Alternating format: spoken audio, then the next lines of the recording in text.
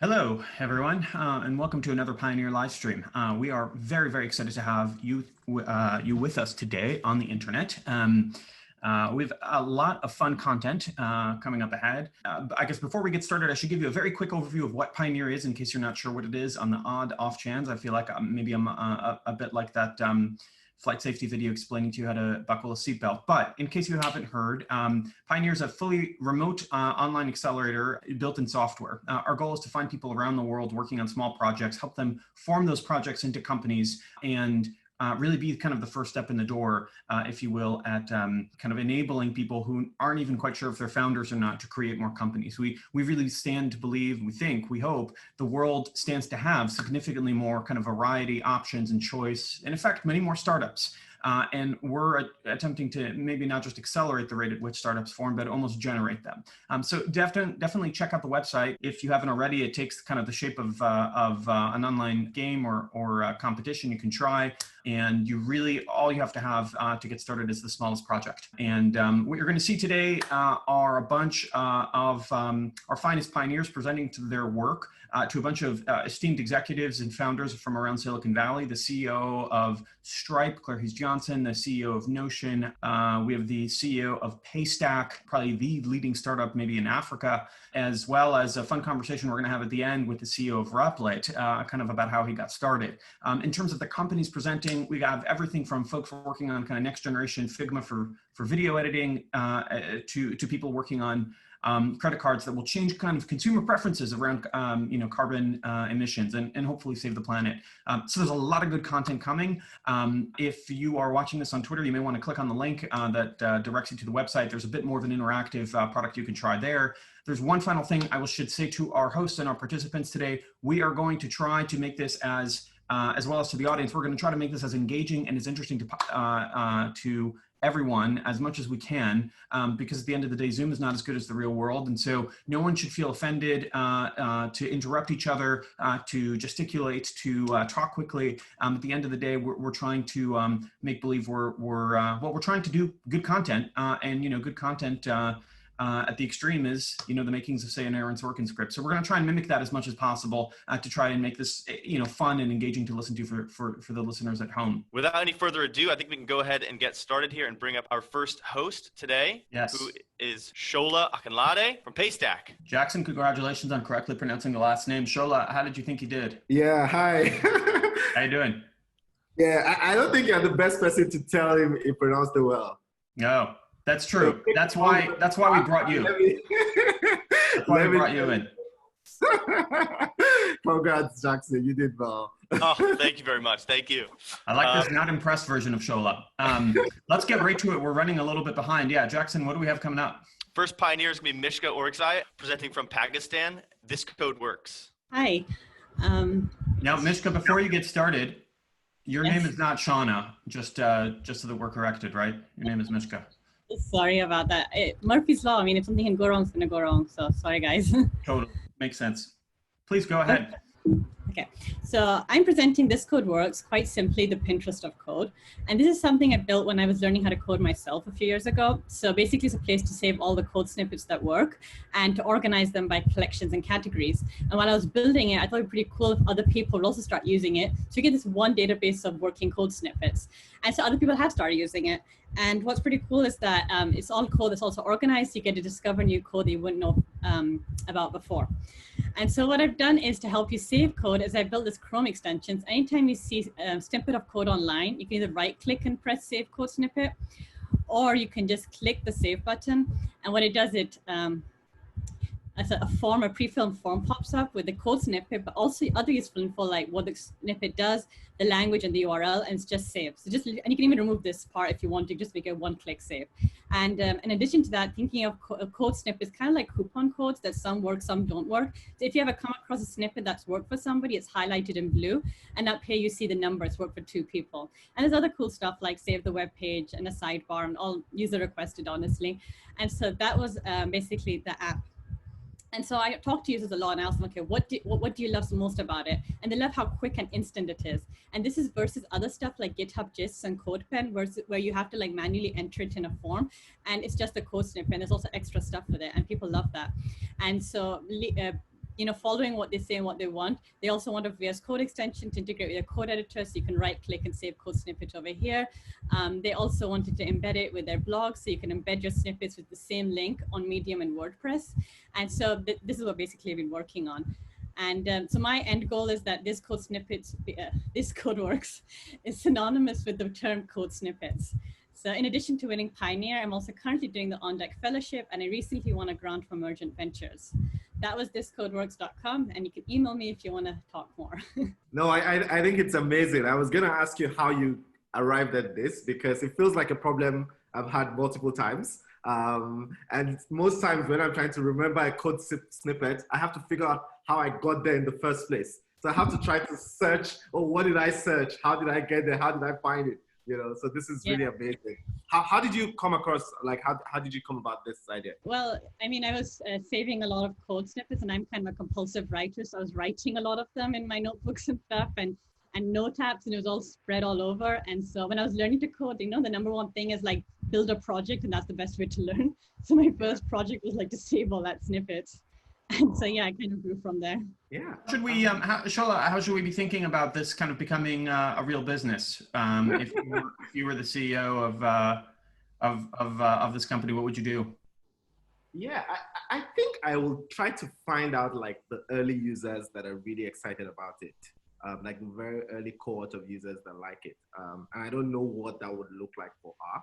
And the people she's spoken with. So it might be students, it might be people that are learning, it might be maybe Lambda school grad students. Like, I don't know what that cohort looks like, but I will be trying to figure out like what cohort, what set of people will like be super, super excited about this and will tell their friends about it, because I think the amazing thing about this is that I want to learn it from my friend. Like I want someone to say, oh, have you heard of ThisCodeWorks? I'm like, what is it? It's like, so I think just finding that cohort of users that will be super excited about it will be what I will start with. Yeah, and that is kind of what I am focusing on. A lot of my users are people who are learning how to code, and not just like in computer science degrees or on their own. They're even like people who are like full, like, experienced engineers, and they're like learning a new language, a new framework, and they're getting back at square one. So definitely a large majority of them are learning how to code. That's why they're focused on saving code. But I think as you go further ahead, it'll be more about sharing code than like engineering teams or maybe startup founders like myself. So yeah. Yeah, no, that's amazing. And right now, what is like your number one like worry? Like what stresses you out about this? Like what is what is the problem? Oh, there's so many things. Today, honestly, the extension stopped working, so that was stressing me out. I had to like rework. I was like, today when I have to present it to the world, it stops working. So every day there is something, but I think what stresses me out, nothing really. I mean, they're all challenges, but they're all like puzzles that you have to solve, and it's always interesting, and it's never boring, honestly. So I guess maybe if I have to say like growth and maybe figuring out product market fit. Yeah, I think that's like, yeah, like any small company. Yeah, no, this is really, really amazing. Shola, where are you? I'm in Lagos. And Mishka, you're in Pakistan? Yeah, I'm in Pakistan, Peshawar, Pakistan specifically. It's 2 hours north of the capital and close to the Afghanistan border. Yeah, because people haven't heard of Peshawar, so I have to sort of explain that. I mean, most Americans haven't heard of any country other than theirs, but this is absolutely stellar in my world, and really the person I guess we should be thinking is Eric Eluan from Zoom, that all of this is possible. Mishka, I very much hope, much like Shola built has become the Titan of Lagos. You can become the Titan, not just of your city, maybe your country too. Awesome work. Thank you so much. Next up, we have Colm Hayden from San Francisco, and he'll be presenting Cadoo. Hey guys, super happy to be here. How's it going, Shola? How's it going, Daniel? Hi, Colm. Nice to meet you. Good. Awesome. I'll get right into it. Let me share my screen. My name's Colm. I live in Berkeley, California, the Bay Area, and I am building Cadoo. I've been a runner since about my sophomore year of high school, so 5 years now. And one thing I noticed from running is that to be a good runner, you have to commit a goal and work towards this goal every single day. If you're not working towards this goal every single day, you're not going to see the best results and progress. I love apps like Fitbit and Strava. I use them every single day, but these apps aren't my drill coach. They're not the apps that get me up at 8 a.m. every single morning, make me put on my running shoes and make me run those required 5 miles each day. Cadoo is this source of motivation, and how we do this is with financial incentives. Here's how it works. On Cadoo, users commit to a challenge. A challenge can cost anywhere from $5 to $50, and each challenge is a different challenge goal. The goal can be running 10 miles on the weekend. It can be walking 30 minutes a day during the day. Every single challenge goal is verified with API data from apps like Strava and Fitbit that do a really good job at tracking your progress. If you reach your goal, you're declared a Cadoo winner, and you get your money back, plus money from the losers of the challenge, evenly redistributed to the winners, minus the Cadoo fee. We've launched in March, and since launching, we've motivated people to run over 25,000 miles in Cadoo challenges. We've gained over 1,200 users, acquired all organically so far, and we've done over $6,000 in transaction volume on Cadoo. Our users also stick around. 75% of our users join a second challenge after the first one. 55% of losers will buy in a second time. And we have a growing user base that looks for any challenge we do, joins them, and is just searching for that motivation that we offer. We're looking for 750K to hit 100K MRR and gain 100K MAU by Q3 2021. We hope to be integrated with 5 fitness apps, add skill-based matchmaking, gradually increase our fees, and launch our affiliate program. And that's Cadoo. We're live on both the App Store and Play Store. You can check us out and join some challenges right now if you need that motivation. If you want to reach out to me, you can email me or check out our website. I'm happy to answer any questions you guys have. Amazing. No, good. I guess first question is really around how do you, are the challenges like group, or if there's no other person on the challenge, can I start a challenge and be the only one in the challenge? We're going to allow you to make your own challenges in the future, but it really works better if the challenges are group-based, because financial incentives kind of are the steroid to these other motivation techniques inside of our app, like social accountability and gamification. So by doing this with the group, you have the group motivating you to reach your goal as well, and it just makes everything just a little bit more motivating. I see. And so every other person that passes the challenge splits the fee from the people that don't pass the challenge. Yep. So if we have 50 people in a challenge and they all paid $10 to run 10 miles this weekend, and 25 of them actually do it and run 10 miles this weekend, they're going to get almost double their money back minus the Cadoo fee. Wow, amazing. Okay, I get it now. I get it. That sounds very, very, very interesting. I guess my question will be that what is, like, again, close to the question I asked the last time, what is the greatest problem you have right now? I think it's really important for us to acquire a lot of users really fast, because ultimately our app gets so much more motivating when we have more users. We can add features like skill-based matchmaking, pairing you up with other people the same skill level as you. So the Olympic trial athletes aren't running with the Facebook moms that walk 30 minutes on the weekend. And just gaining that active user base really fast is going to be important for us. I see. You know, it sounds and looks like something I would use. I did. So. Oh yeah. Wow. You can try it out. I can make a challenge for you, and we can do a custom challenge. And can you match like the people that will be on the challenge with me, so I can have like? There you go. Yeah. Yeah, we can do something like that. It's really amazing. I guess another question will be, just for my curiosity also, is like, how did you start this? Like, what's the? I actually started doing this with my friends in a Snapchat group in high school. And it was really motivating for us. Basically, if we didn't hit our required weekly mile goal of 15 miles a week, we would have to pay everybody else in the group $5 or $10. And we were friends, so we trusted each other, and it worked. But once I got out of high school, everybody went to different places, and then the group fell apart. And I realized if we rely on API data as trust rather than, you know, your friend saying that you did this, it enables anyone in the world to compete and do these challenges with anyone else. So that's really the thing we're trying to provide. Yeah, no, it sounds extremely useful. Yeah, wish you all the best. Daniel, I don't know if you have any questions for him. Shola, are you a runner? Well, I just started running, so I think this app was built for me. Now I can do like 3K. I'm trying to get to like 5K over the next 2 or 3 weeks. So that's pretty good. You can, if you want some commitment, you can join a challenge, get a goal, and the whole point is that you have to commit to this goal. And then just that act of putting $20 down, even if you just put $1 down, you'd be surprised on how motivating that is. The fact that you're the one paying for it really makes you do it. I like it. I like it. Yeah. It's pretty awesome stuff, and people kind of forget about this market, but of course, we remember that Active.com, I think, was acquired 3 or 4 years ago by, I think, Silver Lake for $1 billion, so it's definitely a huge market. Thank you again, Colm, this is awesome. Next up, last but not least for Shola here, we have Ben, not too far from you. So unlike with Mishka, this won't be a stretch for Zoom. He's from Nigeria, and he's going to be presenting Flux. Hello. Hi, Ben. Hi, Shows. Yeah. Okay, so.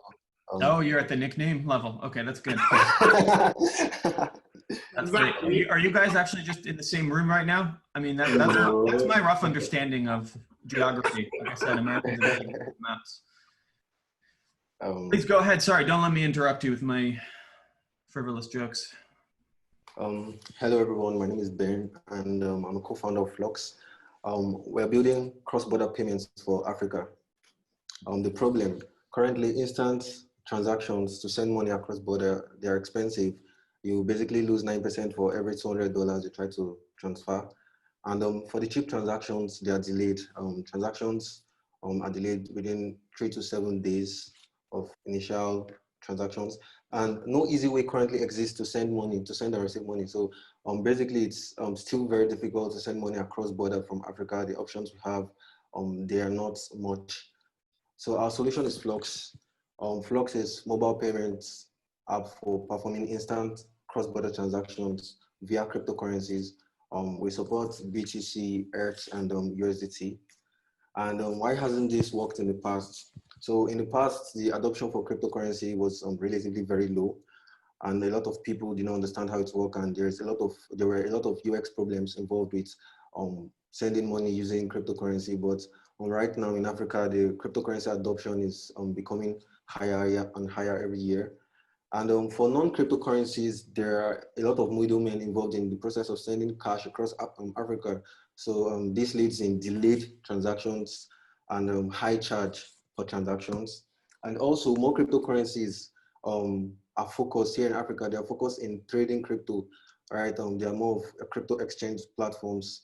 They are not focused on creating platforms to power payments for cryptocurrencies. So this is just a little review of what our app looks like. You can buy crypto, sell, trade, coming soon, send and receive.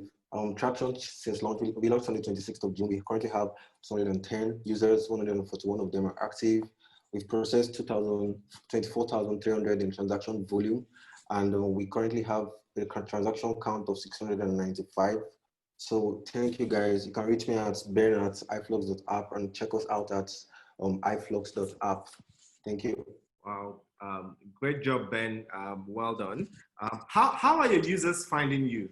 Well, we currently, when we launched our product on the 26th of June, we launched, the international part of it is not quite ready. So users use our apps to perform local transactions. And so far we have only 210 users, and we have 141 of them that are active, and they've been transacting. We've made the app relatively easy for you to send cash locally. And we are looking live to going on our international transaction parts next week, early next week. For the first part, the adoption has been pretty good. Yeah. Mm-hmm. So how are they finding you? Like how do new people get to know about? So currently we've actually not done any form of marketing. We've actually been going through word of mouth. So when we, I see. Mm-hmm. Okay, that makes sense. And how do the rates compare with like the normal channel? Well, so for our rates, we currently have we are partnered with Binance to provide us cryptocurrency. So compared with other platforms we have, our rates are relatively low. For instance, if you want to buy cryptocurrency, if you want to buy BTC using us, the normal exchange rates are currently 5 points. To buy BTC, one BTC through other platforms like Bitcoin, Squidax, you spend about 5.3 million, but for us, our BTC rates are as low as 4.7 because of the rates that Binance are giving it to us. I see. Yeah. And maybe final question for me: what stresses you out? Like what What keeps you? Well, initially, what initially used to stress us was the fact that in powering international transactions, not everybody actually wants to transact with Bitcoin because Bitcoin is really volatile, right? For us, we had to go through a channel of using a stablecoin, that's USDT. So it was a really big stress for us trying to also make USDT available on the platform, and also trying to abstract a lot of complexities involved in performing cryptocurrency transactions. So that was like what really stressed us. But we are currently, for the app now, we have USDT supported. So yeah. All right, amazing. Good good one. Daniel, I think you have a question. What can I say, Daniel? It would be good if the person running the live stream would know how to use Zoom. That is something I can aspire to do tomorrow. Look, Ben, Shola, I wanted to thank you both. This was super awesome and exciting. I really think, by the way, your entire continent is the 21st century kind of land of discovery. So really hope you guys produce. But anyway, awesome startup. Now, Shola, we wanted to thank you. We're going to move on to our next segment with, I'm sure someone you know. Next up, we have Claire Hughes Johnson, who's the CEO of Stripe. Presenting to Claire are going to be a couple of companies that will all make sense. We're going to be starting with one that will be directly relevant to Stripe's negative carbon emissions project.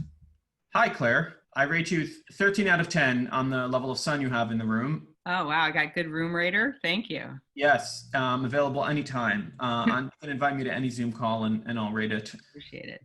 And so presenting to Claire, first will be NetZero, who are working on a piece of software that helps consumers kind of understand the carbon consequences, if you will, of their spend and helps them further optimize it. And so I'm going to turn it over to Ashish and Nick to get started. Welcome aboard. Let's do it. Hi, Claire. Hi, Daniel. Thanks so much for having us. We're really excited to be part of this. I'll just share my screen and we get started. Sounds great. Hi, everyone. I'm Ashish, and along with my co-founder, Nick, I'll be presenting NetZero, where we make being green easy. Consumers today, more than ever, want greater control over their carbon emissions. This is particularly evident to climate strikes that have been taking place all over the world. A recent study conducted in the US found that 7 out of 10 people say that climate change is personally important to them. Yet, only 3% know what to do about it. The problem is clear. There's no easy way for people to track and reduce their carbon emissions. Existing solutions like carbonfootprint.com require you to manually enter your purchase information and transactions onto a web form. This process is simply time-consuming and inefficient. Therefore, people don't use it. That's why we built NetZero, the world's first finance app that lets you be carbon neutral. Our app can be broken down into 3 easy steps.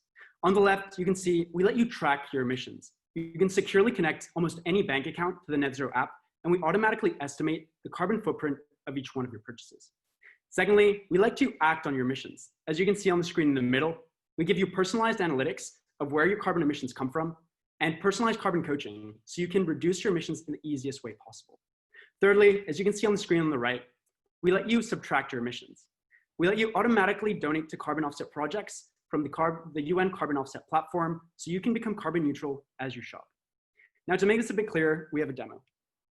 As you can see here, you can see your ranking, weekly emissions, and challenges to help you reduce your emissions. Here we can see your specific purchases and also the emissions of each. We also give you analytics of your emissions over time and what categories and what merchants are responsible for the majority of your footprint. A global leaderboard and offsets, and you can connect multiple bank accounts. Here's my Santander and my Mons account connected. Now, you may be asking, what's in store in the future? Well, we have a 3-phase strategy planned. As you saw, our NetZero open banking app, we've just released in a controlled beta of 180 users in the past week. We've seen very positive feedback, seeing 80% log in at least once a day for an average session of more than 8 minutes. Now, in the future, we're in talk with the bank to release one of the first sustainable cards. This would essentially give you green rewards for sustainable behavior, as well as offset the footprint of each one of your transactions. We aim to charge our users $5 per month for the service, very similar to different credit cards. Now, lastly, in order to make this all possible, we've had to make APIs to estimate the carbon footprint of purchases, as well as offset it. And we've talked to various e-commerce platforms, which are interested in using this in their checkout. And we aim to license this for 25 cents per offset. Now, in summary, being environmental is both time-consuming and complicated. NetZero is the one-stop platform for easy climate action. Our next steps are launching our sustainable card and licensing our offset APIs. We've just launched our beta, so contact us to join and learn more at team@netzero.world. Thank you very much, and we'd like to receive any questions. Fantastic. I have so many questions. Okay, my first one is a slightly cynical one, which is if you study production of carbon, it's not so much individuals' behavior, right? It is businesses' behavior. It's maybe air travel from an individual's perspective, but if you look at that concentration of where it's coming from, how do you counteract that with the message to the consumers who are interested in participating? Is there a way to aggregate their impact and make it feel more powerful? Right. Yeah, that's a great question, Claire. And the reason that we focused on consumers more than companies and governments is because we see that a lot of times companies change their habits more according to what their consumers want than what the governments want. We've seen that we've been battling climate change for more than 20 years, and it's been unsuccessful because companies just want to make cheaper products for consumers without thinking about the environmental aspect. So we essentially think that we can reach companies and make them make more environmental products by making consumers more aware of the environmentalism of the products that they buy right now. So when studies show that when users try to estimate their own footprint, it's off by 100 to 1,000 times. Yeah. And this is like the difference between buying a coffee at Starbucks and going on a road trip. So we think by empowering users with information, they can also put their money and vote with their pockets and put it into the companies, which will mitigate change. Yeah, I think that makes sense to me. I think that's an interesting angle.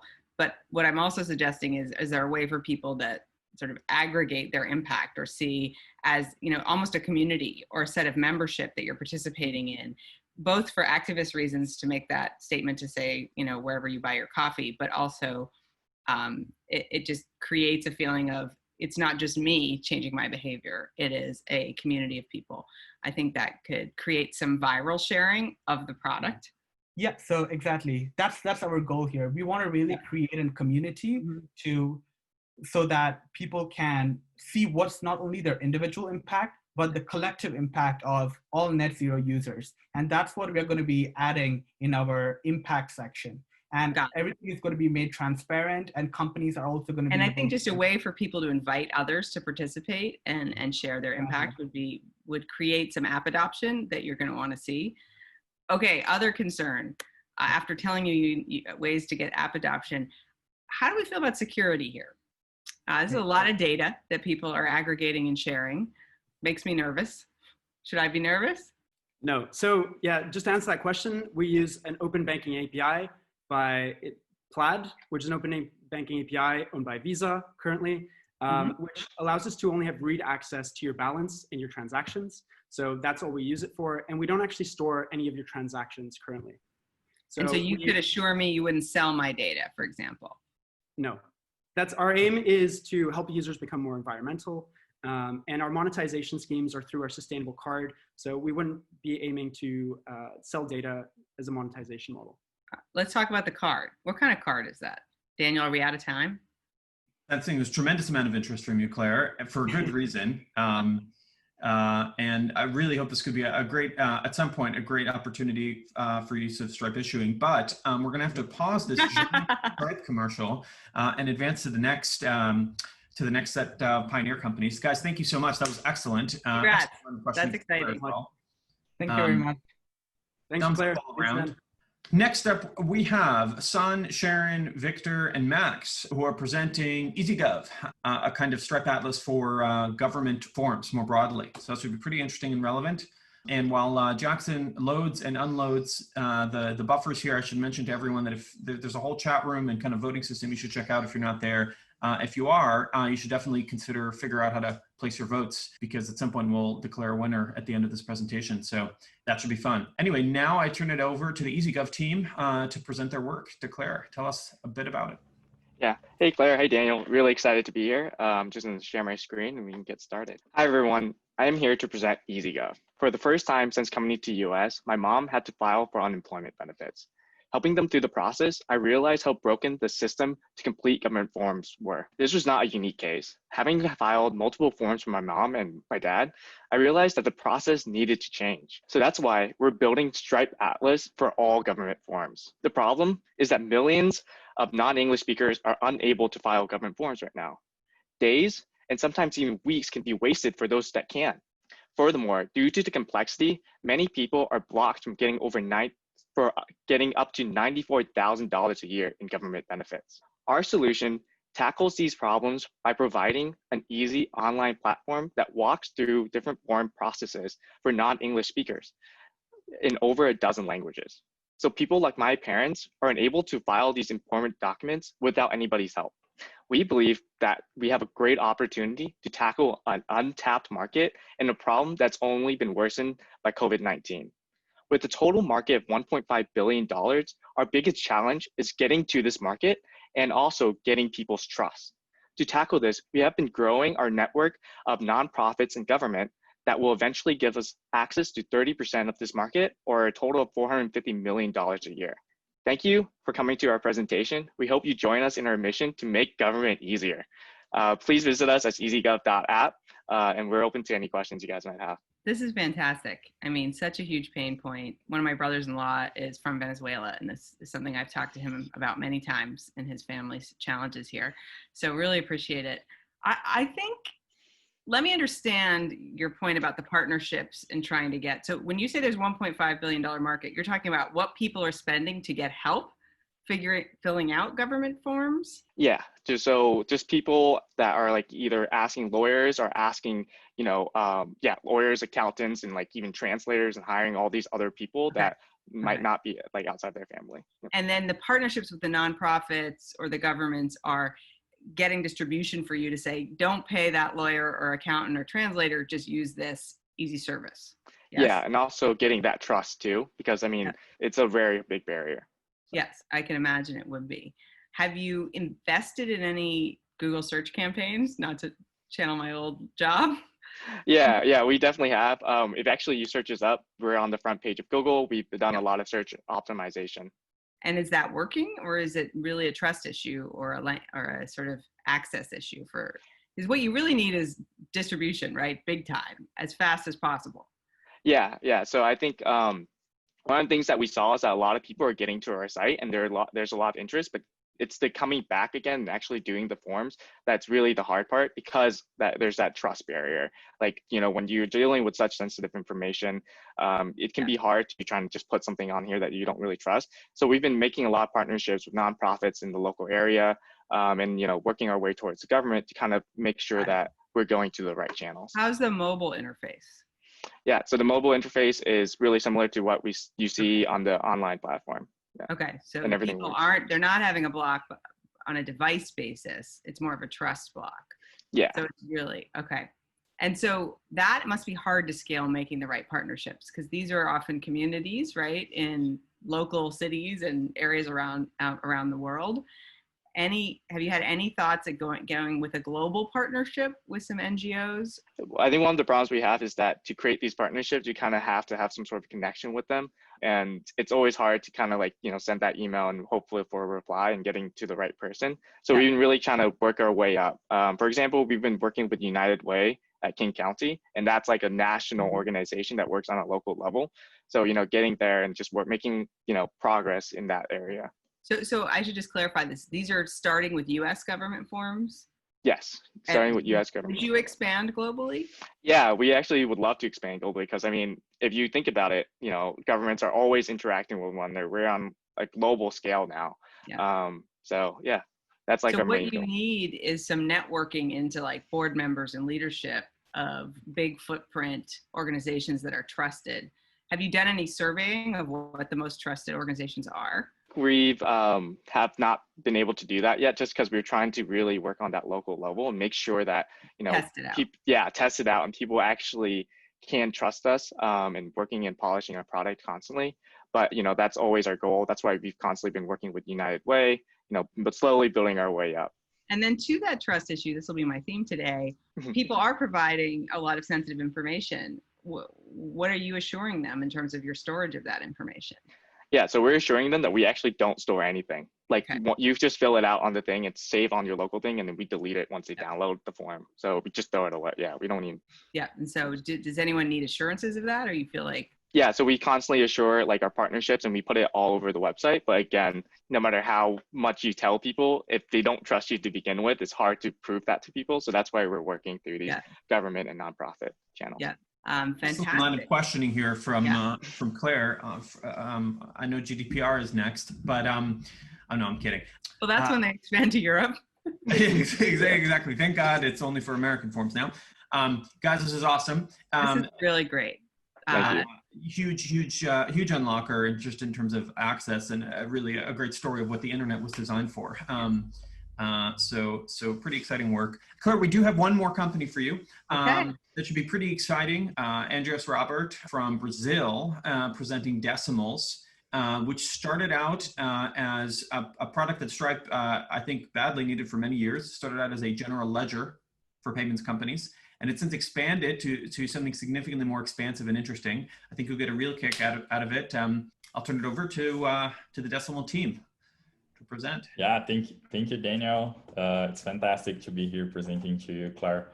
I'll share my screen. Let's get to it. I'm based in Brazil, São Paulo. My name is Andrios, and I'm building Decimals, which is Google Analytics for payments. Google Analytics is this tool that takes page clicks, and with 8 lines of code, you get 200 metrics. And what's the equivalence for payments data? Well, say you have a marketplace and you want to know the top 10 sellers in our platform. This data is available in the payments provider APIs, but today either you automate things and automate it and spend a few weeks of engineering, or you do it manually and someone will spend a couple of days a month. And you may have other questions as well, like what's the top currency your customers are using? What's the gross volume per store if you have more than one? And the list goes on and on. Well, Decimal solves this. With the 2 minutes, no code setup, we hook to the payments provider APIs and answer all of these questions. We start with marketplaces because that's where we found there is the biggest lack of tooling for companies actually. And we will expand further to integrate this data with other tools. Also existing solutions are not doing a good job as well. And also expand to other verticals in the future. The goal here is actually to enable companies to use their payments data to actually generate intelligence, and that's mostly not being done today. So why we are building this now? So global retail, it's 5% online, and payment providers are really focused on enabling this shift and creating this platform where other businesses can be built on top. And Decimals is built on top of this payments platforms. So I helped build and scale products and teams before. And the project, as Daniel mentioned, started as a side project of mine. And by talking to company, I actually launched the Ledger product, but found this even bigger problem while talking to companies. And I went full-time mid last month, built the analytics product in 2 weeks. And right now we're launched and already have our first customer. So I expect to reach 1K MRR by the summer, and in the fall, we will be raising a pre-seed round. Right now, I'm looking for companies introductions and building investor relationships, and happy to take questions. Fantastic. Well, great to meet you. This feels a little bit like an M&A pitch, or maybe it's not meant to be, but this is really exciting and definitely a pain point. Tell me more about the target customer. Like what size company? Who do you think is adopting this product initially? Yeah, right now I'm talking to companies that don't have a data team. So they don't have engineers dedicated to generate analytics. And mostly the marketing team is handling the analytics side. So they are downloading spreadsheets and trying to get something out of it. So they probably don't have a very complex payment setup at that stage. So it's not like they're trying to look across. Maybe they have multiple payment processors. It's actually more that they need an analytics solution, period, for their company. Yes? Actually, I wouldn't agree completely, because you do have many vertical marketplaces emerging. And if you look at it, in the early stages, they can run on Stripe Connect, but getting these insights is important. And actually the first customer is a tutoring platform. And it's very complex from a payment standpoint, and the team is very small, and these guys are trying to take some insights out, and it's being pretty hard. But the value proposition is really data analytics and insights on your core business metrics, which you basically derive from a lot of the payments information, right? Yeah. And that's by vertical, which is very different. Like if you look at different verticals, marketplaces is very different from like a tutoring platform or like depending on the vertical, you have different metrics to be derived.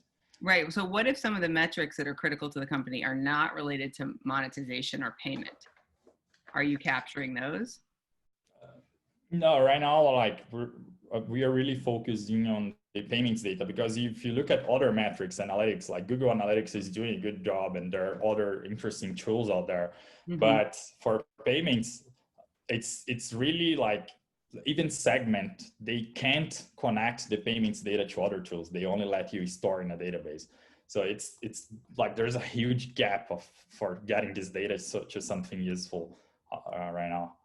So to what tools are you connecting the payments data that's most? Yeah, right now we are just generating the analytics. So my goal for this summer is to actually integrate with CRM tools, which is something like companies want to see. There's the nice integration of Stripe with Intercom, and that's like amazing. And like we should have that to other like more CRM tools like Salesforce or HubSpot. And do you think? And again, same theme of the day for me. How does the implementation and integration of this work? How much do I feel like I'm controlling my data versus Decimals is seeing my data? Yeah, so we should generate this metadata. We have to store it, but like doing everything in the highest security possible, because I have experience building PCI compliant software and all the well, there's compliance, which is actually separate from being secure. Yeah, definitely. I like that. This is you have to do the best, but actually, definitely, compliance doesn't mean secure. So I have experience building like payments infrastructure. I know how much sensitive, how sensitive the data should be beyond compliance safe. So you're storing metadata of all of your customers. Yes. Right. That's a big responsibility to take on. Yeah, but you're giving them a lot of value, especially early, and it sounds like they're probably earlier stage or marketplaces that just haven't scaled that part of the team that are their capabilities, right? Yes, and that's the goal. What's the biggest pain point? You said you're looking for company introductions, investors. Anything you need to solve, or is it just? No, right now, mostly like I'm talking to as many companies as possible to like actually get a better understanding of the problem. Like I have spoken with quite a few of them, but the biggest like scale problem right now is actually finding more companies like the ones we are talking to. And investors should come later, but that's the main goal right now. Yeah, I think the angle that you started to talk about early on is one I would pursue, which is marketing teams that are looking to follow the marketing dollar to the transaction and prove ROI. Because I think what's going on is you could be solving a lot of problems and you need to start with a wedge. And that's one that I could imagine be pretty popular. Yeah, that's great. Well, that was awesome. Claire, thank you so much. The feedback was great. Message heard on the data. We're internally at Pioneer. We'll now start wondering if we're collecting too much data. No, but more seriously, your energy was as bright as the room. Thank you again. Always good I'm thrilled to see what Pioneer is up to. Thank you, Daniel. Great to be here. Of course. Yeah, good seeing you. Next up, we have the founder of Notion, Ivan. Oh, Ivan, how are you? You're muted. Can you hear me better? We hear you. Yes, you are the Chinese Walter Cronkite. How are you doing, Ivan? It's a little bit tired. I'm a little bit sick today. Hopefully, it's nothing serious. I like that vulnerability. You don't feel a need to hide it. You just let everyone know. Yeah, probably less sharp, but let's see. Oh, I see. You're sandbagging. Yes, and you're going to come at people like Gordon Ramsay. Okay, we should probably get to work. So first company we have for you today is Arkadiy, who is in Boston, and he'll be presenting Plutoview. Arkadiy, take it away. Hey, how are you? Daniel, hello, Ivan. You look like the background looks interesting. Yeah, I'll get to that later. Part of the pitch, yes. Part of the pitch, yeah. I wanted, because I'm one of the last startups, I wanted to look a little bit interesting, a little bit mysterious, but I'll get straight to the point. I'm sharing my screen right now. Let's go. So my name is Arkadiy, and I'm the founder of Plutoview. Is working remotely a new reality for you? For me, it is. And as a student in the past and an educator, I know exactly how difficult it is to make remote collaboration actually work. Why? Because effective group collaboration demands the ability to work from the same table with your team on multiple devices at the same time so that you could see the screen of your partner, cut time, coordination efforts, and really have the process make sense. That's how we're used to collaborating. But screen sharing has only one shareable screen, which may be good for demonstration, but does absolutely nothing for effective group collaboration. Plutoview brings multiple shareable screens to disperse teams, making their real-time collaboration as seamless as working from the same table. Host remote class sessions and group research projects with your students that actually work. Do web design and engineering projects and much more with your team as effectively as from the same room. We're concentrating on EdTech and distance learning market, more specifically synchronous e-learning, which was valued at 34 billion in 2018 and is somewhere around 60 to 65 billion today with the whole pandemic situation. And Plutoview is literally the definition of synchronous e-learning. We launched our beta a month ago, became #1 product of the week on Product Hunt, #4 product of the month on Product Hunt, and currently hosts somewhere between 2,000 and 2,500 active co-browsing sessions a week, which is really, really great. We're looking to raise $250,000 pre-seed. This is going to get a 6-month run rate, and in 5 months, we're going to be opening up a seed round. And this is our team. And now I'm going to show you the magic of Plutoview. So you still can see my screen. Here you can see a session open from Arkadiy. That's one account. Here is a completely different session open from test 1. Think of them as 2 people spread somewhere around the world, a tutor and a student learning HTML. You simply share session, copy link, send it to your co-browsing partner, and that's the beauty of accessibility. They just put it into their browser and they get immediately transported to your web session. You're basically collaborating on 2 computers, in this case with 2 people on 2 computers, as if you're actually sitting at the same table with 2 people as seamlessly as from the same room. So let me show you, let me quickly demonstrate how this is actually works. So right, you're actually collaborating seamlessly and switching between the 2 computers, 2 screens, as you would be switching between tabs. So this is the magic of Plutoview and the beauty of real remote collaboration. Thank you. Cool. How does it work? So is it sharing videos or sharing browser DOM sync each other? So again, we looked at screen sharing and said, look, this is not good. And we turned around and looked towards virtualization.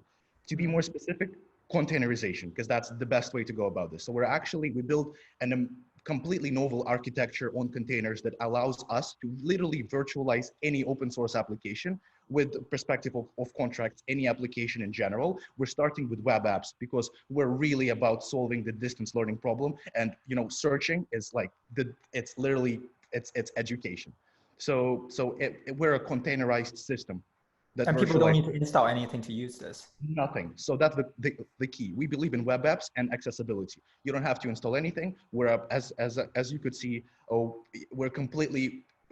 run completely from the browser. So right, this is in the browser. We run completely from the browser.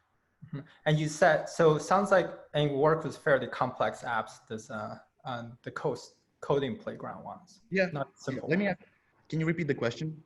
It works with complex websites in this case. It works with anything. Yeah, cool. We have Postman open, right? So we are actually, yes, we have, again, let me go back to the session that I have open from a different account. So let's focus on the problem here a little bit. And you mentioned you launched on Product Hunt. What do people use it for so far?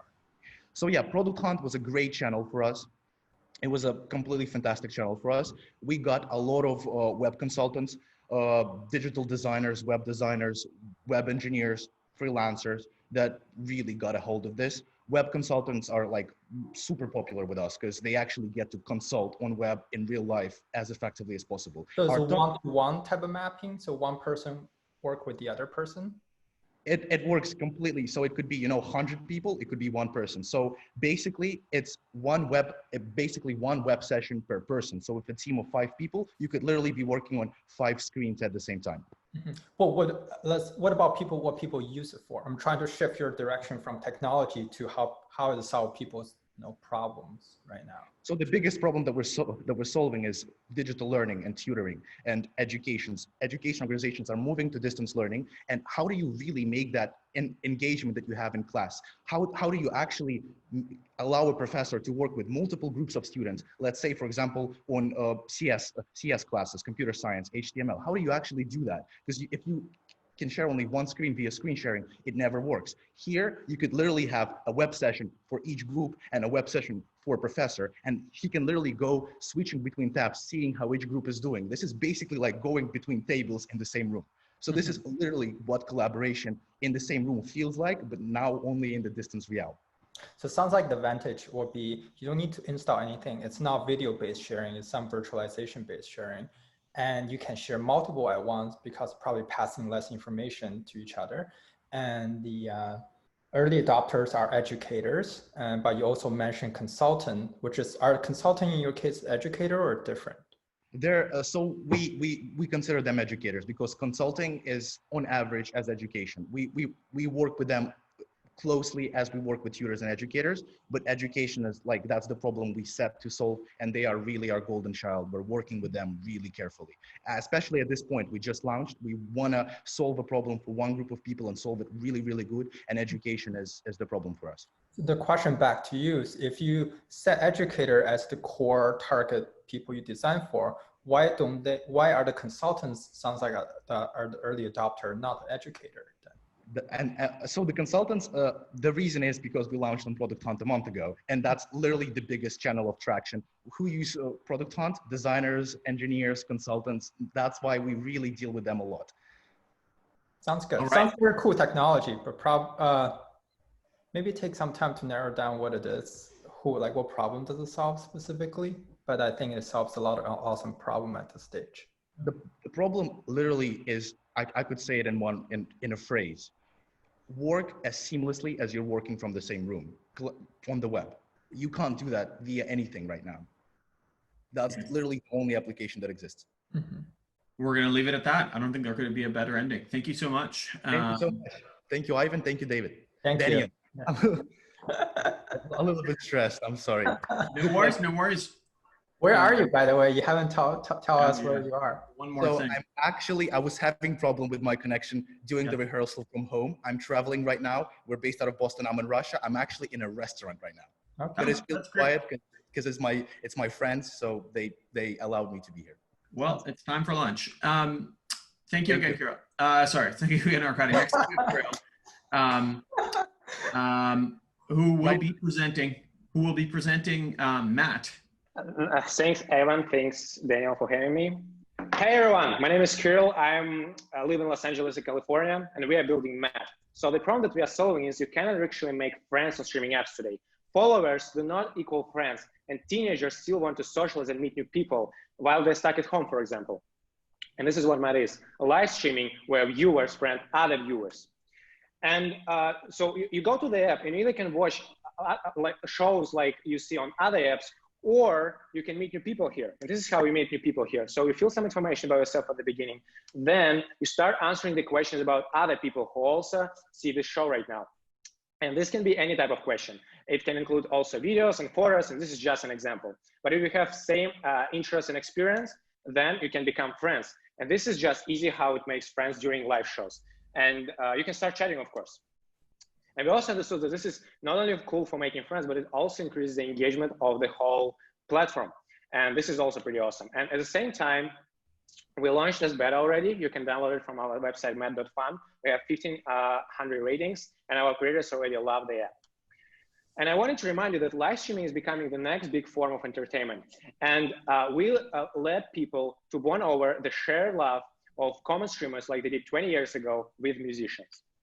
So this is what Math is: live streaming where viewers friend other viewers. And creators are already inspired to pair their fans between each other. We have 70 creators in our waitlist with 60 million total audience, and this is just the beginning. Also, we partnered with Matrix, esports startup, which got 1 million total reviews to get esports team on Math. Planning to launch in October 2020. And before that, we built another live streaming app, which got 15 million downloads in Russia, and we know how to do this again. Also, we launched another experiment with AR face filters app, which got 22nd place on the US App Store, and people were building face filters 3x faster than on Snapchat. Again, my name is Kirill. We're raising and hiring. Come and join us to build the next big digital experience. Thanks a lot. And press follow. That's it. Thank you. Yeah, this is awesome. Where do people come from? Like, what other apps do they use before this? So we're targeting right now on apps, more like live streaming apps. And we're more focusing, by the way, on creators, because creators bring their audience on our platform. And this is why I was talking about the wait list. And we also have some other creators who already want to join. And the advantage sounds like, the differences sounds like people can interact with the live stream together. Your friends can do that together. That's right. That's right. So it's kind of, you not just watch stream like on Twitch, you also can interact with other viewers at the same time. So it's like a triangle. And interact with other viewers through chat or through also video chatting, or? Through video chatting, through chats. And we actually want to focus more on just interactive streams. And we actually want to build some more stuff about this, like games and stuff like that. But this, what I showed, is just the beginning. Yep. So this is less like Twitch about gaming. This is more just about any kind of live stream. Yes, that's right. That's right. And it's more mobile than Twitch. Who are adopting the product so far? That's funny, because around like 12 years old girls is an audience that just love the app right now. They're creating a lot of streams, and that's really funny to watch, especially when you have the product which is 17 plus. But yeah. That's cool. Where do you want to take the product? So it sounds like you're launched somewhat, and a lot of 12 years old people adopting the product. And what's next for it? So we launched right now as beta. We haven't like actually launched yet. I already have some traction, but our plan right now is to finish building these reactions between these users who are watching the stream, and after that to get more creators on the platform. And yeah, and after that we're also planning to launch our seed round, and that's it. Yeah, something like this. And this is like the plan for the next 4 months. Mm-hmm. Why does the creators matter here? Why don't you make it fully more decentralized? Yeah, because we have to focus on something in the beginning. And there are some apps that are focusing on just decentralized apps. And we are focusing exactly on just shows. So creators here are like, people are going to the app not only because of making friends, but also because they just love their creator. This is kind of the point why they go to the app. And creators here are like hosts of like these shows, you know? And they can pipe to your app, pipe to Twitch, and multiple things at once, right? And your provides like a communal space for people to talk while watching the creator. Yeah, that's right. Cool. We also were thinking about like making this as a showing all the shows to, for example, Twitch, but people can interact on Twitch with it. They have to go to the app to actually interact, but they can see all of these things at once. What are some big problems? I think getting creators at the beginning, and also our technical team for making it a little bit faster, because I'm doing for the most part by my own, and it's hard, but we already have like 4 people who are working on this. And where are you based, by the way?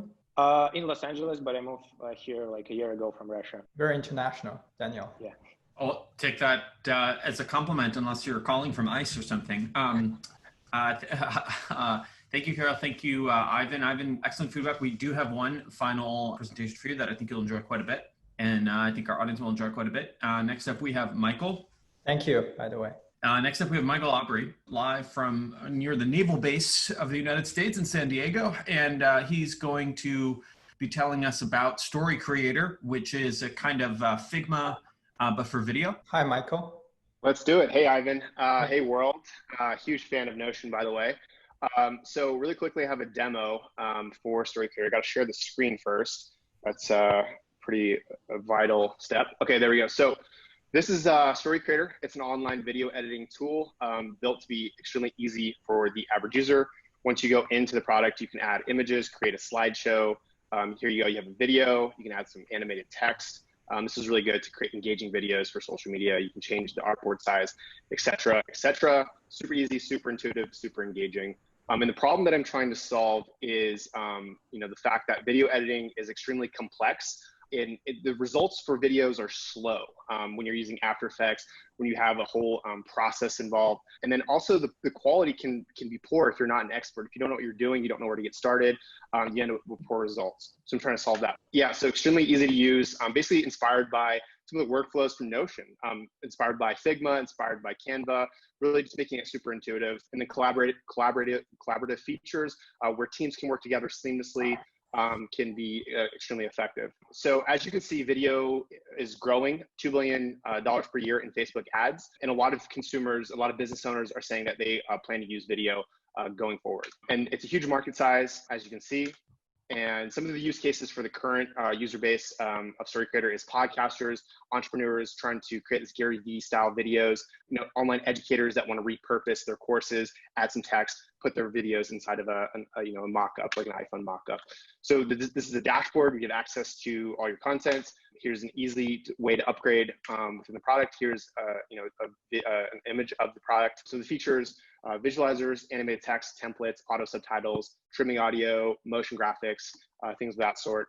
The go-to-market strategy is to charge the consumer on average of $20 per seat, and the main focuses are SEO, content, outbound, and direct. And the business model is, for me, is to be able to achieve 4,000 paying users by the end of the year. And I also want to do a B2B play where we integrate the tool within certain apps like Instagram planning tools at 40K per year.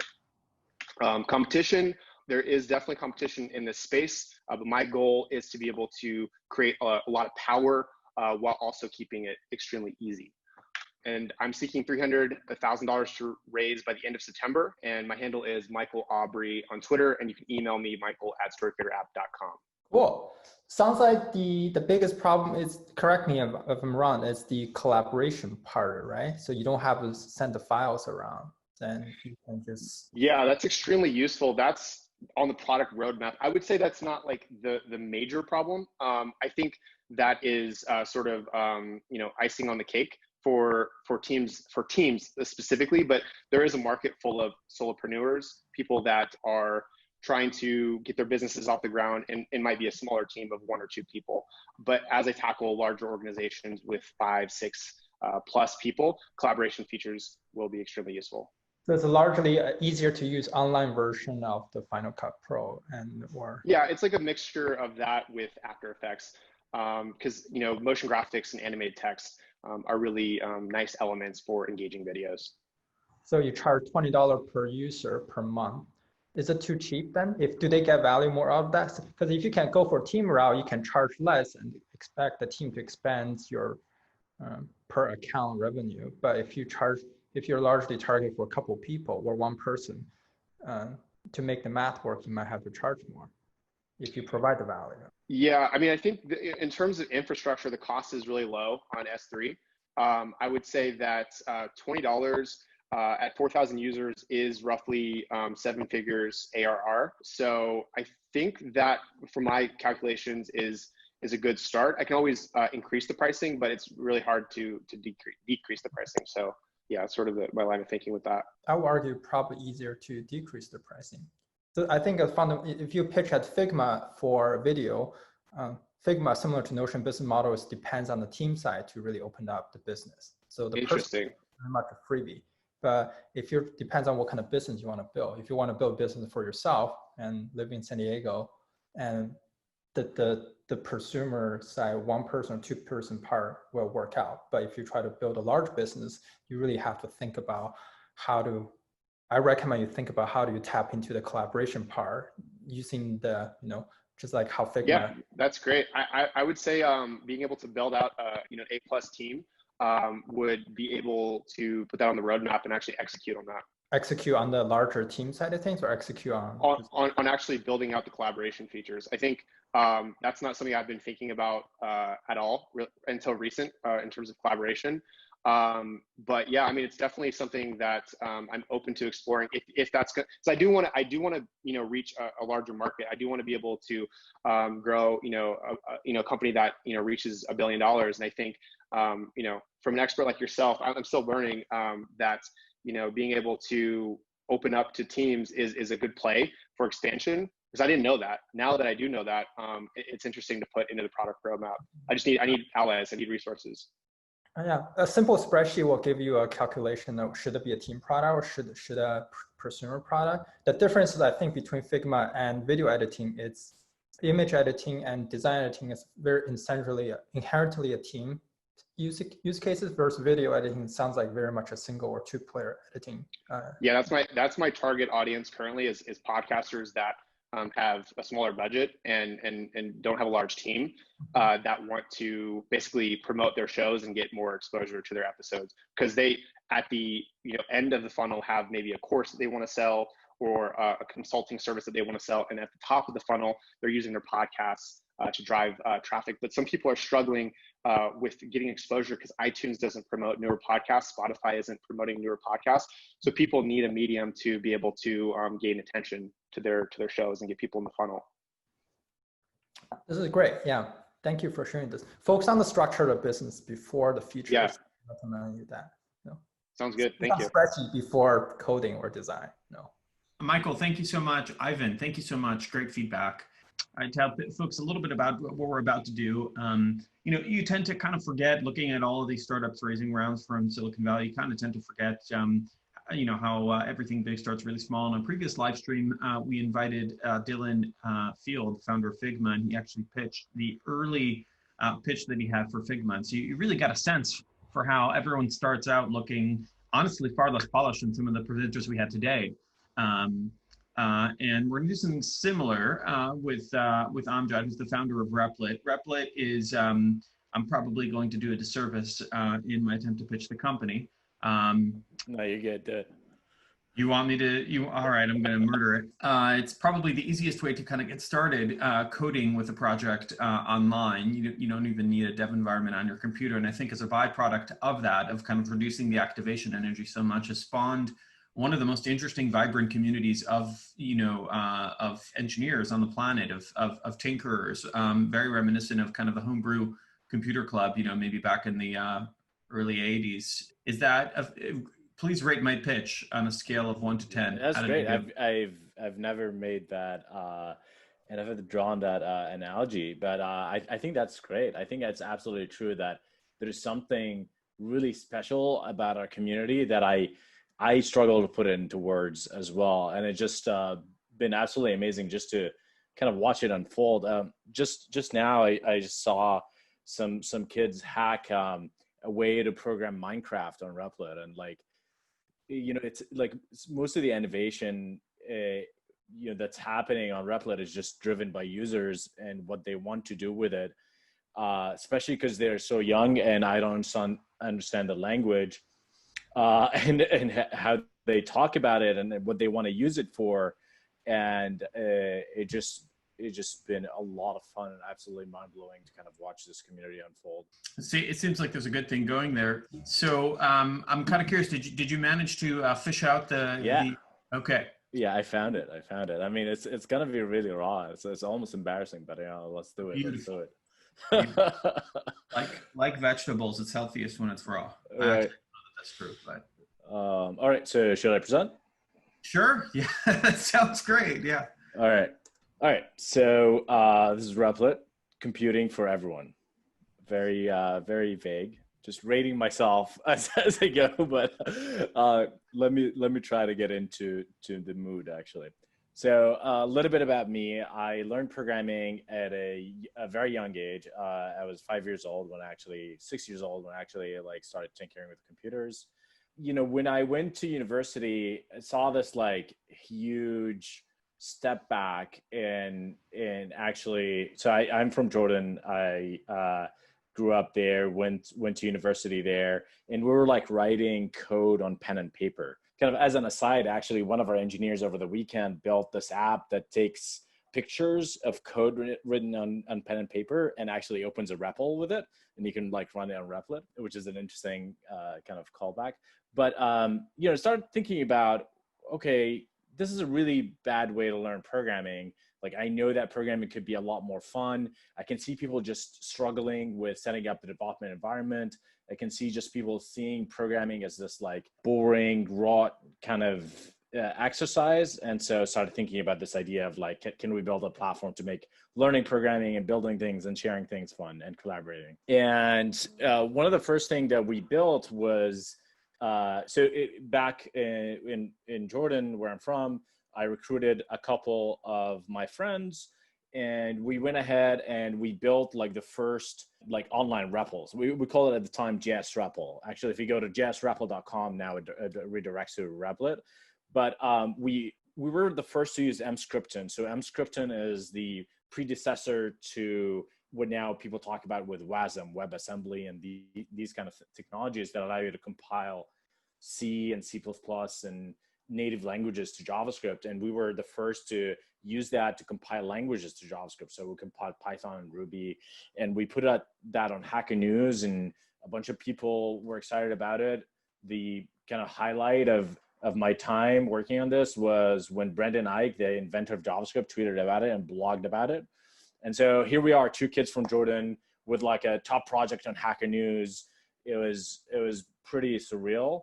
And then because we built this as an open source project, Code Academy, Udacity, and now I think Block is no longer there. But all these, like at the time, 2011, MOOCs were becoming a thing that people were building. And so they wanted to do interactive programming in the browser. And so they all used our open source REPL technology for this. And so that was like sort of my entry into making cloud programming tools. And then I tried to raise money for a startup like this back in 2010, 2011. Raising capital in Jordan is almost impossible at the time. So I joined Zach and Ryan, who were building Code Academy. They had just graduated YC. They were using our technology to build the kind of interactive programming experience. So I joined them as a first engineer and built the code execution front end infrastructure there. Here I have like a small snippet from like a news article about that, which is kind of cheesy, but it just says like, hey, new hire, Amjad Masad, Jordanian, open source work was powering Code Academy, and he joined them to work on it full time. And then I left Code Academy, I went to Facebook. I sort of view my time at Facebook as the same problem, focus on it from a different angle. So I was one of the kind of founding engineers on the React Native team. And so what React Native sort of at heart tried to do, I think about it as sort of like a REPL for mobile, because what had Facebook was very early in web technologies, and they're really a web company at heart. And so they built this app in HTML5, and that was a huge disgrace. And Facebook was partly behind on mobile because their app sucked so much. And when I joined Facebook, there was the sort of web infrastructure team had sort of were almost shamed a little bit because they had this huge failure, and they were and React Native was almost sort of their kind of revenge, like web technologies actually are going to be great for building apps at Facebook, and sort of joined that team. It was very exciting because they had just released React, and React was making the rounds back in 2013. It was still early. People were not taking it very seriously, but it was obvious that there's something really interesting there. So I worked on React Native as a way, and I worked on React Native and built a lot of the JavaScript tooling there, but then also built a team around all the tooling that we were building for the different JavaScript platforms and ecosystems at Facebook. So that we call it the JavaScript infrastructure team. We worked in Babel, React, and a bunch of other projects like that. So here I transition into talking about Repl.it. So at the team that we had so far was my family. Was basically, so it was me, Haya, who's been a designer and worked with me on the original ideas behind Repl.it, and then joined me full time to do it. And then my brother, who also collaborated with us on some of the open source projects. And this was our initial team when we were fundraising. Mission, so what we want to do is democratize CS education and help make it like a fundamental subject. When we were pitching this in 2016, it wasn't as big of a thing that people are like learning to code. It was getting big, it was growing, but we wanted to help kind of push that forward and make it something really easy to teach. And I think more importantly is we want to blur the distinction between learning and building.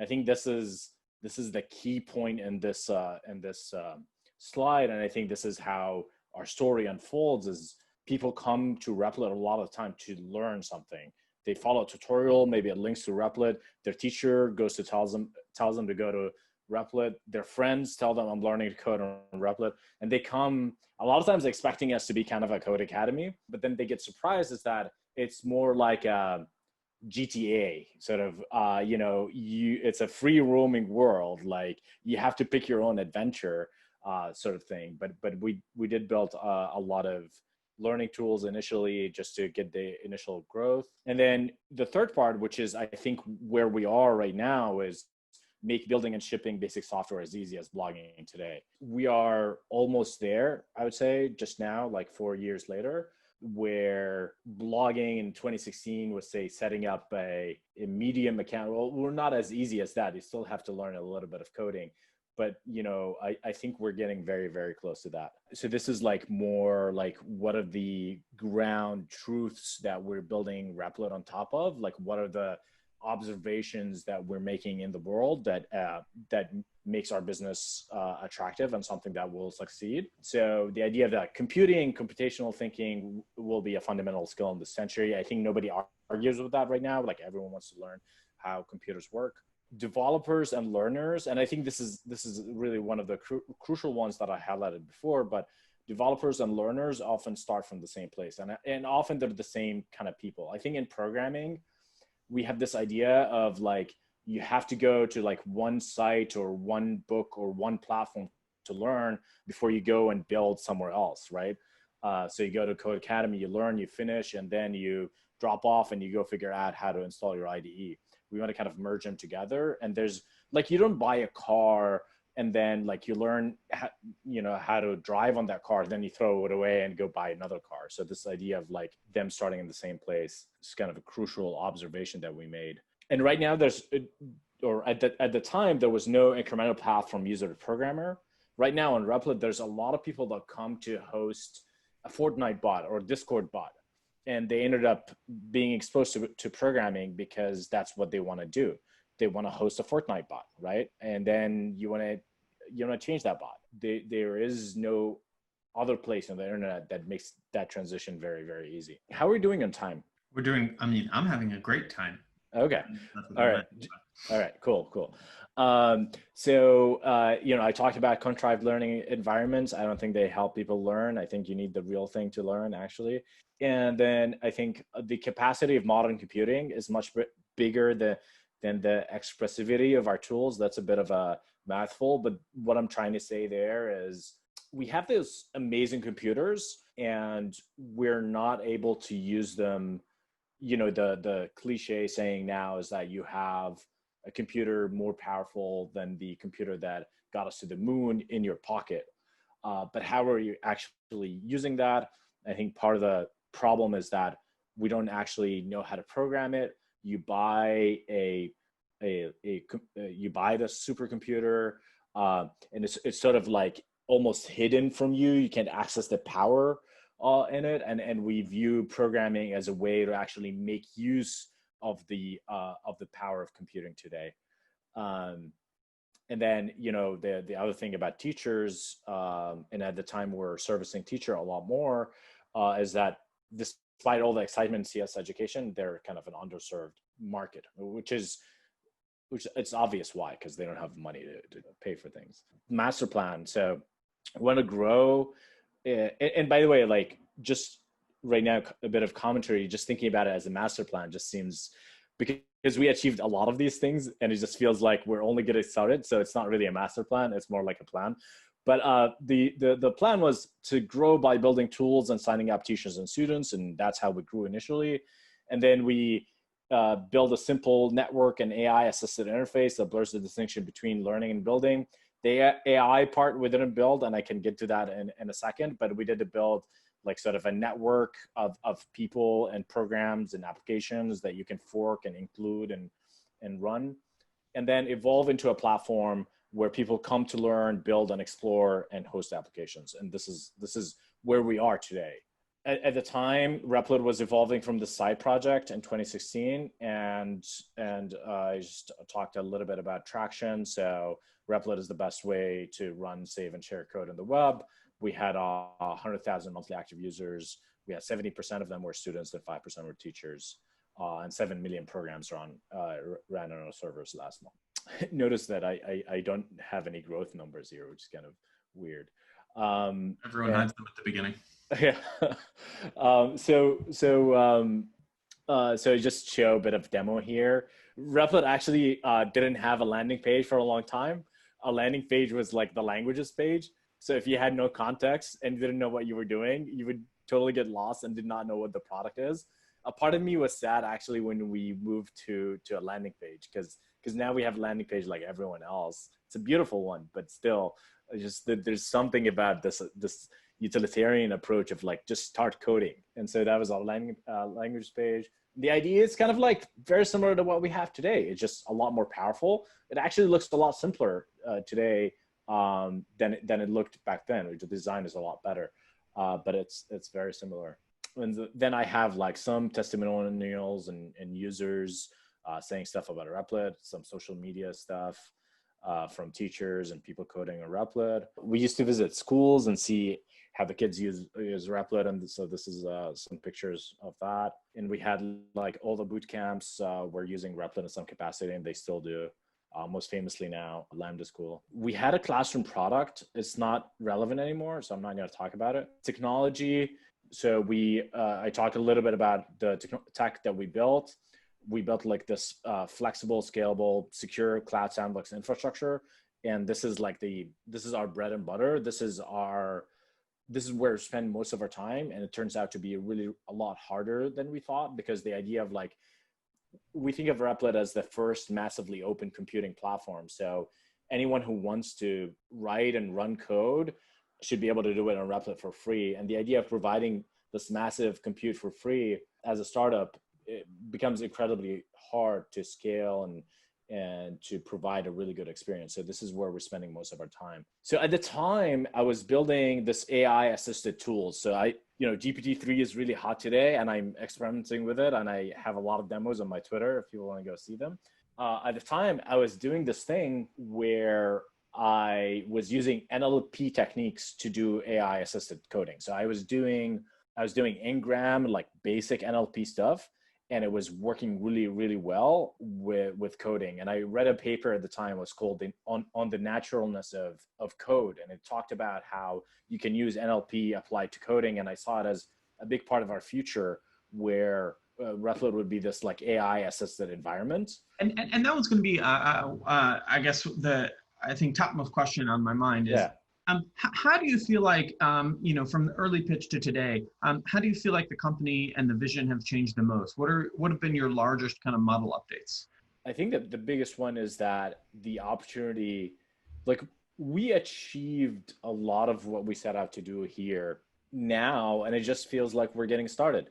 So I feel like we weren't ambitious enough, although at the time it just felt like we were too ambitious, and the feedback that we got from a lot of investors that we were ambitious, that we were too ambitious, that we're doing too much. And so I feel like the opportunity is a lot bigger. As we progressed, we got a lot more ambitious, and we feel like the opportunity right now is really a lot bigger than what we set out to do. Is there anything you felt like you were focused on in the early pitch that you are less focused on today? Education is definitely true. Like teachers turned out to be, so I don't want to just say like absolutely irrelevant, because it's definitely bootstrapped some of our growth. But what ended up happening is that we grow through word of mouth between programmers and students a lot more than teachers. We thought that teachers will be the engine of growth for Repl.it. I see. I saw a Hacker News comment the other day where someone was talking about Repl.it, and he's saying, I think he's a teacher at some school or professor, and he's saying that he's seeing most of the adoption totally bottom up, where even if the professor doesn't suggest it or doesn't require it, most people are like doing their homeworks on Repl.it and kind of passing links around, collaborating on Repl.it. Super interesting. That was awesome. I mean, it's great to see the skinny fonts, the white deck, early variant of Repl.it, not the fully established variant of it today. You know, it's funny. Yesterday I was preparing for this, and I actually popped open archive.org. I had no clue. I thought of you as a 2016 company, but then I go to archive.org and I look up Repl.it, in the variants of the website from 2011 that are still up there. I had no clue that you know, that you had this kind of circuitous history. But it's awesome to hear you finally arrived. Yeah, jsrepl.com I think goes back to 2010. So OG.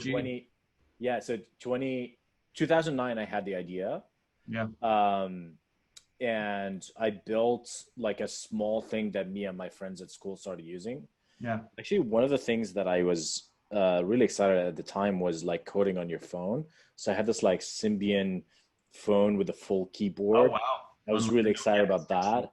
Yeah. And like this Nokia phone, I was taking notes in class and things. And I was like, oh, why can't I code on it? So when we built the original like JS-REPL thing, I also had like a lot of mobile support. Today we're back working on mobile a lot. So if you go to Repl.it on your phone, it works really, really well. We're still early there, but we think mobile coding is going to be a big part of the future.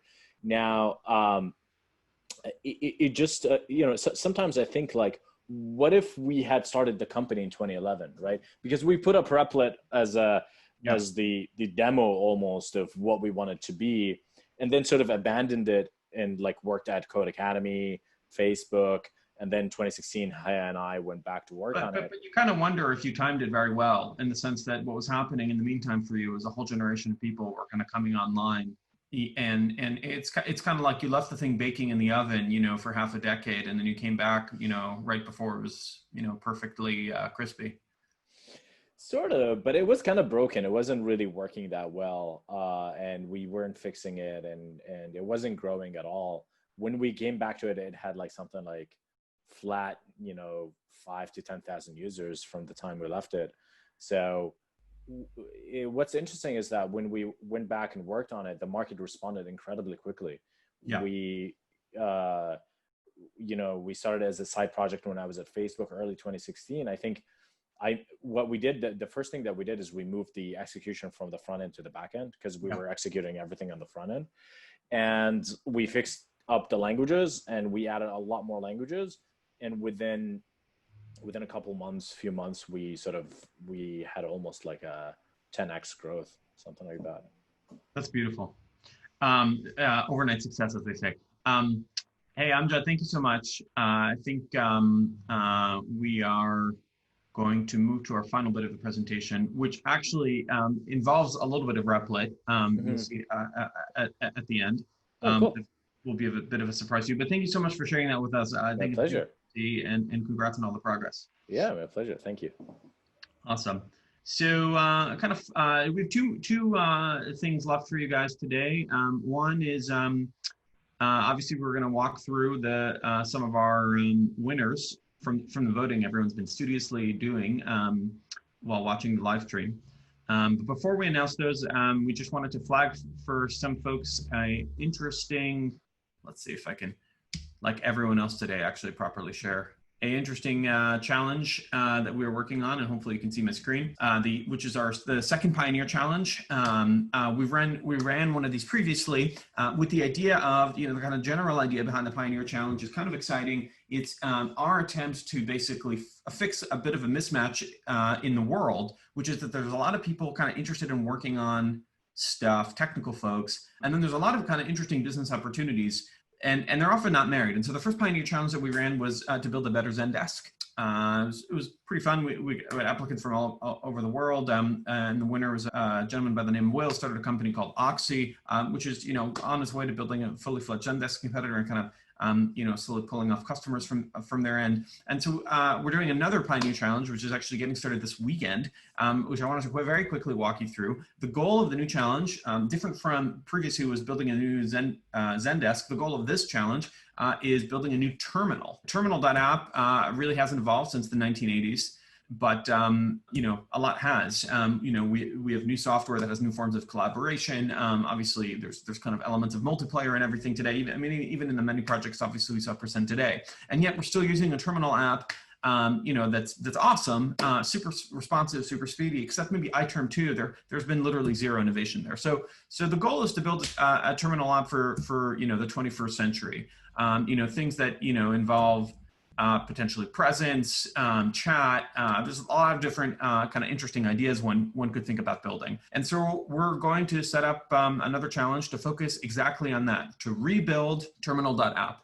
All sorts of different things you can imagine doing. Chat, Command R across your team, easier kind of one-click SSHing to AWS or GCP, integrating Stack Overflow such that when you get a kind of an error message and then you go to Google and then you copy it, the result you got from Stack Overflow directly into terminal kind of is a more tightly closed feedback loop. Anything else that would excite you.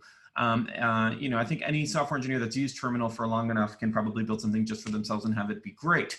The challenge is going to start off with hackathon, and then we'll kind of advance to a month-long event. So this weekend, the main thing you need to realize is this weekend we are beginning kind of the first phase of the Pioneer Challenge, which just starts as a hackathon. And so you could go to pioneer.app/challenge as pioneer.app/challenge and register and put in your entry. Now, the winner of the overall challenge will get $20,000 in funding from us. We'll incorporate them into a company. But I'd imagine plenty of people who do the hackathon challenge who don't even have to think of themselves as starting a company. The idea is to get started with a 48-hour hackathon, and then the graduates from that will kind of go on to experimenting with building their company for a slightly longer period. There's more information on the website at pioneer.app/challenge. If you're curious about this, and I highly recommend you kind of give it a go. If you're just directionally, tangentially interested in this type of stuff and are looking for something interesting to do over the weekend.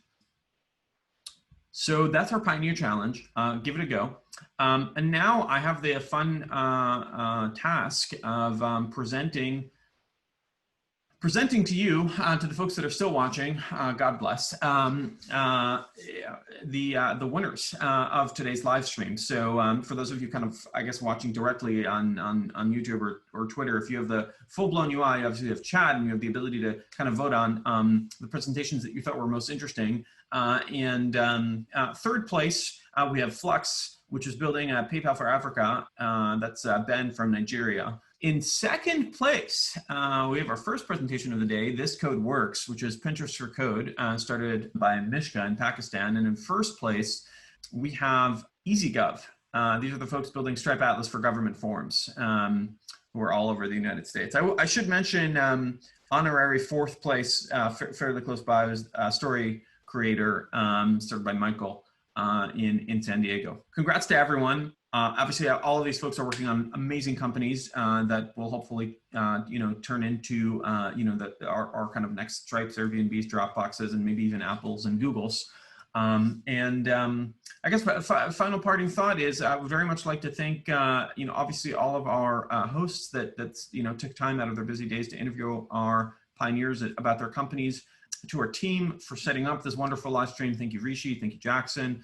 And most importantly, to the people watching, taking time out of their day, allowing us to inject some content into their life. Hopefully this was interesting. Please do send us any feedback you have on how we can make this more thrilling and exciting. We're very eager to be able to have a kind of a small contribution to, ensuring that the world has a little bit more progress, moves a little bit more faster, has a little bit more variety, more choice, more options, and in general is a more colorful place that we all want to live in. So thank you all. And we very much hope to see you soon at another live stream at some point in the future. With that, I'll leave it back to you to return to the rest of your internet and content day. Bye, everyone.